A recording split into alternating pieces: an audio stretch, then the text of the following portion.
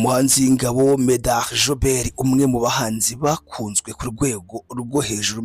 Uyu mugabo yarakunzwe kugeza aho abantu bararaga barira, bakirirwa barira, ndetse abenshi bakavuga bati urusi urukundo ahubwo rurenze urukundo.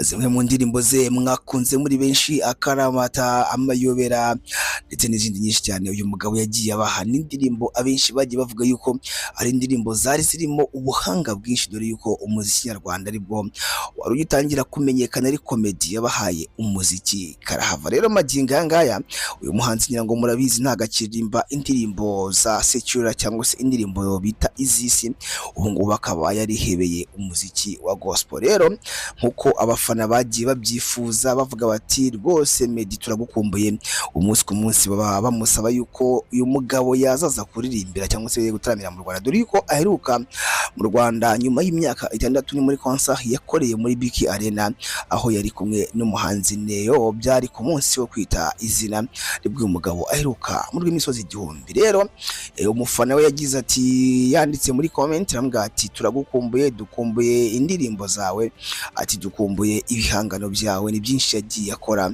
ayageza kumwereka yuko abakumbuye umuhanzi Meddy. Meddy nawe nta kuzuyaza ahita avuga ati muhumure rwose cyangwa se humura ndaje vuba. Ati ndaje vuba. Rero abantu bakomeje kugenda bavuga bati Meddy ese koko agiye kongera kuza gutaramira mu Rwanda. Benshi bakavuga bati nago Meddy avuga yuko agiye kuza vuba beshya, ati kuko buriya Meddy rwose kuza mu Rwanda byo birashoboka, kandi by'umwihariko niba yavuze yuko agiye kuza rwose birashoboka cyane. Rero n'amakuru yagiye akomeza kuvugwa, ndetse hari abantu bavuze yuko ashobora kuza muri concert y'umuhanzi The Ben, dore ko The Ben bivuga yuko afite igitaramo tariki ya mbere z'ukwezi kwa mbere umwaka wa 2026, ndetse bikavuga yuko The Ben azagihuriramo n'umuhanzi Bruce Melody. Rero Meddy akivuga yuko azaza mu Rwanda ndetse azaza vuba, abenshi bakomeje kuvuga bati byanga bikunda Meddy ni inshuti y'umuhanzi The Ben, kandi Meddy ntago aheruka mu Rwanda by'umwihariko. Ati rero nta kabuza ashobora kuba agiye kuza gushyigikira The Ben.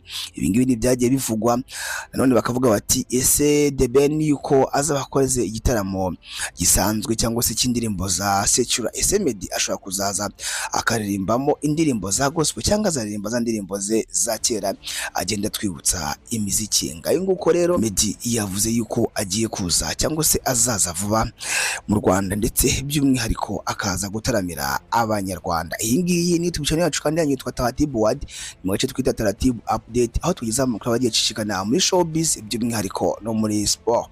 Genda udukurikira ku mbuga nkoranyambaga zacu zitwa Taratibu TV, Instagram, TikTok na Facebook zitwa Taratibu TV. Ngiye nitwa N Yusufu, duhurira muri comment.